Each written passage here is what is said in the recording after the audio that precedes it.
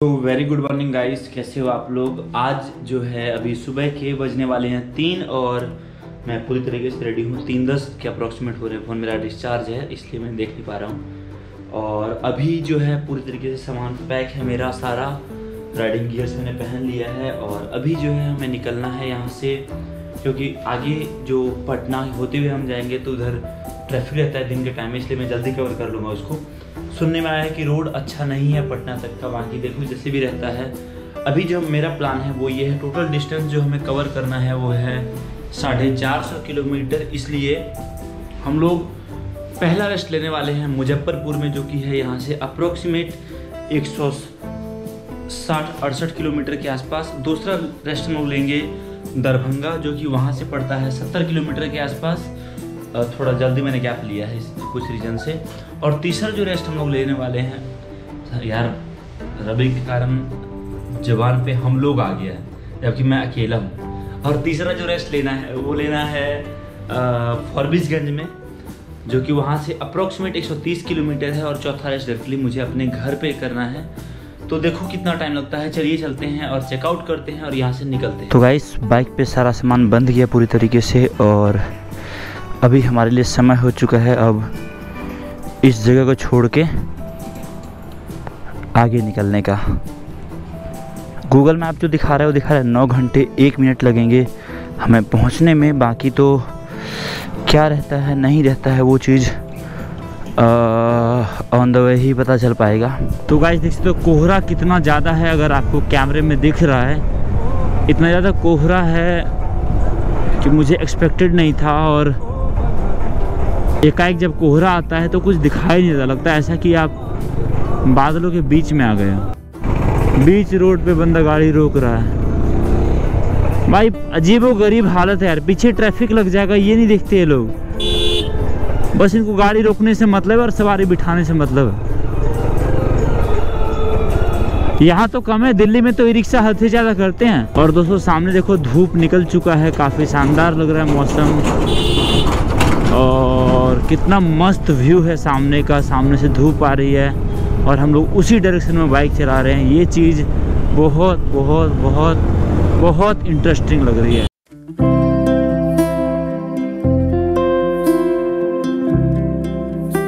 ये पूरा गंगा है, गंगा नदी बहुत लंबी चौड़ी है, बहुत लंबी चौड़ी देख सकते हो। बहुत दूर दूर तक दिखेगा आपको। और ये सबसे लंबा, आई थिंक वर्ल्ड का तो नहीं पता, बट ये जीके के बुक में आप अगर पढ़ोगे ना, ये सबसे लंबा सेतु कौन सा है, पुल कौन सा है, उसमें आपको दिखेगा कि ये है महात्मा गांधी सेतु। ये देखो, अभी मान लो एग्जाम्पल के लिए मैं 13.5 पे स्टार्ट किया था। हाँ उतना ही होगा, 13.5। देखता हूँ कितना तक जाता है।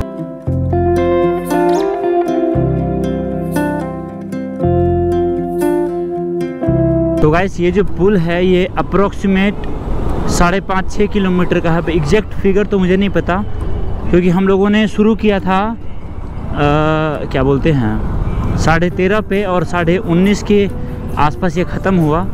तो मान के चलो 5.5-6 किलोमीटर का है। और जाम इस पे बहुत लगता है और इस चक्कर में मैं हमेशा कोशिश करता हूँ कि भाई इस जगह को सुबह क्रॉस कर लो। आज भी हम लेट हो गए। अगर हम यहाँ मान के चलो कितने बजे, 6 बजे पहुँचते ना तो पूरा खाली मिलता।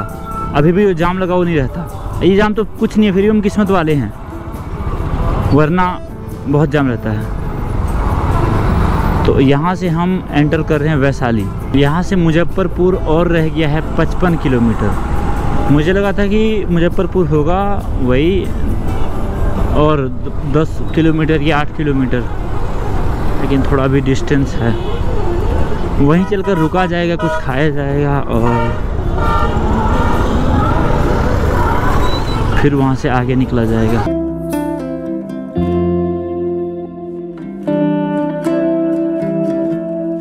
तो गाइस, मुजफ्फरपुर सिटी से अप्रोक्सीमेट 20 किलोमीटर आने के बाद मैं रुका हूँ एक ढाबा पे खाना खाने के लिए। और जो है सुबह से नॉन स्टॉप चलाते आया हूँ।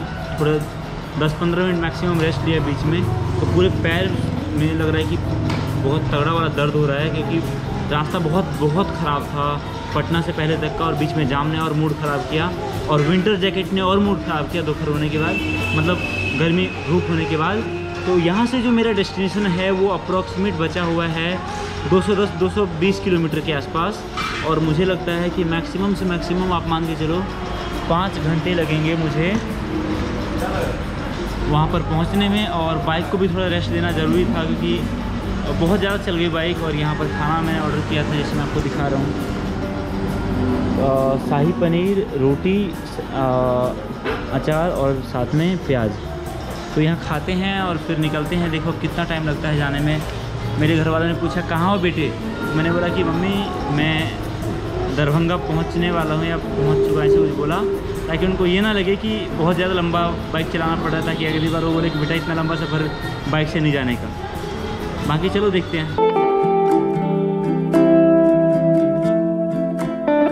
तो गाइस खाना तो हो गया, अब 223 किलोमीटर है, शायद लगता है मुझे सिमराही में रेस्ट लेना पड़ेगा।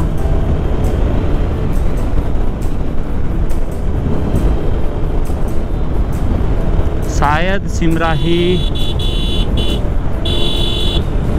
रुकूंगा मैं, क्योंकि 223 किलोमीटर जाना पॉसिबल नहीं है। मैक्सिमम से मैक्सिमम अगर रोड अच्छा मिल गया तो 180 किलोमीटर जा सकता हूँ। उसके बाद तो मुझे रेस्ट चाहिए भाई, क्योंकि जैसे जैसे दिन ढल रहा है गर्मी बढ़ रही है। चलो चलाते टाइम तो गर्मी का एहसास नहीं हो रहा, लेकिन जब रुक रहा हूँ या ट्रैफिक में फंस रहा हूँ तब पता चल रहा है गर्मी कितनी है। ये ट्रक वालों को समझ नहीं आता यार कि एक लेन तो खाली छोड़ो, यहाँ भी इनको ओवरटेक करना है, और ओवरटेक तो हो नहीं पाती, क्योंकि स्पीड का जो डिफरेंस होता है वो 3-4 किलोमीटर का होता है। एग्जाम्पल के लिए एक चल रहा है 50 पे, एक चल रहा है 55 पे। अब इस स्पीड से ओवरटेक करने में पीछे वाले परेशान हो जाते हैं।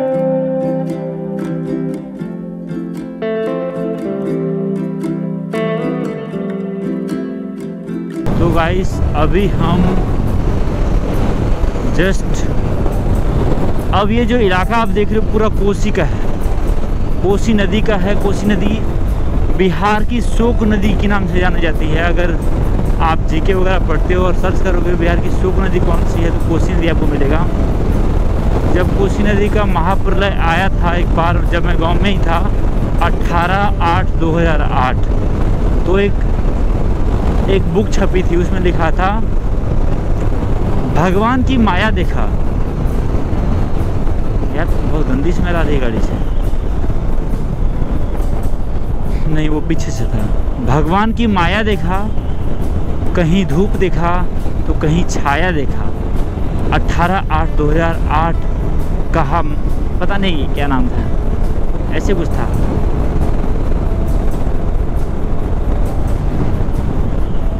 थोड़ा देर अब रुकेंगे आगे कोसी पुल के ऊपर, और वहाँ 5-10 मिनट बैठा जाएगा, फिर वहाँ से निकला जाएगा आगे।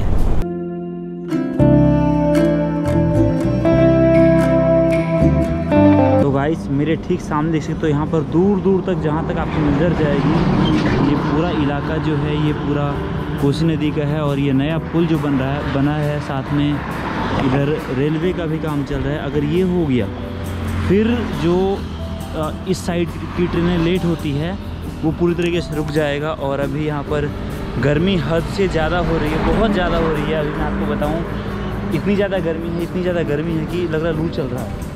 और ज़्यादा टाइम भी नहीं हुआ है, 11 12 बज रहे हैं। और जो मेरा डेस्टिनेशन है वो अप्रॉक्सीमेट 1-1.5 घंटा और लगेगा। और गाड़ी भी गर्म हो गई थी, सोचा थोड़ा रेस्ट कर लेता हूँ। और पहले ये पुल नहीं था, यहाँ पर किसी और तरह का पुल था। उस कारण जो है बहुत प्रॉब्लम होती थी आने जाने में, लेकिन इस पुल के बनने के बाद कनेक्टिविटी बहुत फास्ट हो गई, और एक साथ कई सारी गाड़ियाँ जाती है, क्रॉस करती है। बस एक बार जैसे देखा होगा आपने कि कई बार की बिहार की ट्रेनिंग जो है बहुत ज़्यादा लेट होती है। उसका यही रीज़न है कि यहाँ पर रेलवे लेन सिंगल है, जी हाँ सिंगल लेन है। जैसे ही डबल लेन पे काम हो जाता है तो फिर यहाँ पर एक बार में 2 गाड़ियाँ जा पाएंगी। आने जाने के लिए किसी को वेट नहीं करना पड़ेगा। देखते हो कब होता है। कुछ तो बता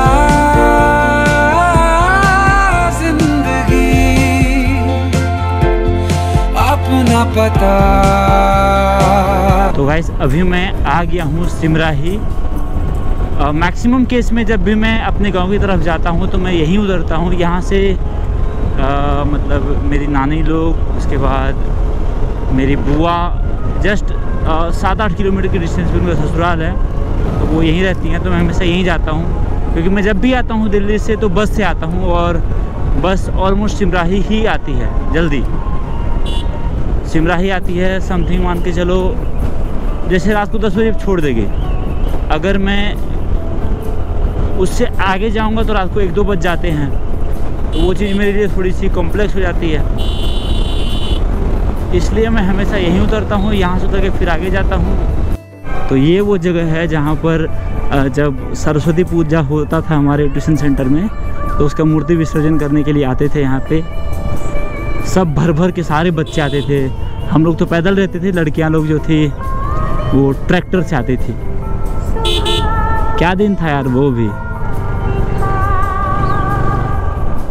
अलग ही मस्ती लाइफ में थे हम लोग।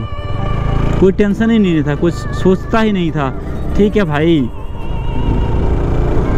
पैसे जा रहे हैं घर वालों के, ट्यूशन जा रहे हैं, और जब एग्ज़ाम देना होता था तो अब उस टाइम में यही होता था, टीचर बोल दिया कि ये क्वेश्चन पेपर है, और जो टीचर जो जिन बच्चों को पढ़ाते थे उन बच्चों को क्वेश्चन पेपर पहले ही मिल जाता था, और वो बच्चे उस क्वेश्चन पेपर में से देख के लिखते थे। तो हम लोग क्या करते थे, मुझे नहीं पता था कि उस टाइम गाइड वाइड कुछ होता है, क्योंकि मैंने कभी सब यूज ही नहीं करा था। तो क्या मेरे एक दोस्त ने बताया कि गाइड वाइड कुछ होता है, ये अगर आप ले लोगे और इसको यूज़ करोगे, आपको कुछ ढूंढना नहीं पड़ेगा, आंसर आपको बना बनाए मिल जाएगा। तो मैंने बोला चलो भाई दे दो। उसने दिया, मैं एग्ज़ाम देने के लिए स्कूल गया, सारा छाप दिया उससे, सारा A to Z जितना था। चलो मैं आपको दिखाता हूँ जहाँ पर मैं ट्यूशन पढ़ता था।